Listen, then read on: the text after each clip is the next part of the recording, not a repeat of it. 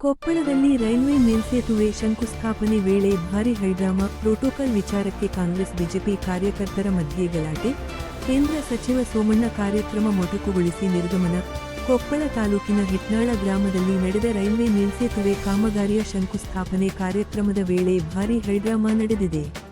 ಕೇಂದ್ರ ಸರ್ಕಾರದ ರಾಜ್ಯ ರೈಲ್ವೆ ಸಚಿವ ವಿ. ಸೋಮಣ್ಣ ಅವರ ಎದುರೇ ಕಾಂಗ್ರೆಸ್ ಕಾರ್ಯಕರ್ತರು ತೀವ್ರ ಆಕ್ರೋಶ ವ್ಯಕ್ತಪಡಿಸಿದ್ದು, ಕಾರ್ಯಕ್ರಮ ಗದ್ದಲ, ವಾಗ್ವಾದ ಹಾಗೂ ಗಲಾಟೆಗೆ ಸಾಕ್ಷಿಯಾಯಿತು.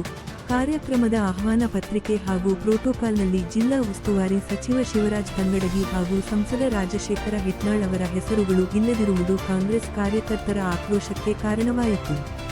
ಇದನ್ನು ಪ್ರೋಟೋಕಾಲ್ ಉಲ್ಲಂಘನೆ ಎಂದು ಆರೋಪಿಸಿದ ಕಾಂಗ್ರೆಸ್ ಮುಖಂಡರು ಮತ್ತು ಕಾರ್ಯಕರ್ತರು ಸಚಿವ ಸೋಮಣ್ಣ ವಿರುದ್ಧ ಆಕ್ರೋಶ ವ್ಯಕ್ತಪಡಿಸಿದರು.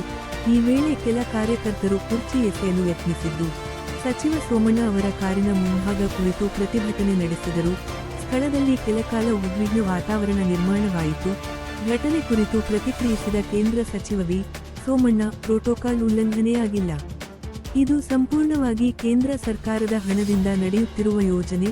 ಉದ್ದೇಶಪೂರ್ವಕವಾಗಿ ಕಾರ್ಯಕರ್ತರ ನಡುವೆ ಗಲಾಟೆ ಮಾಡಿಸಲಾಗಿದೆ ಎಂದು ಆರೋಪಿಸಿದರು.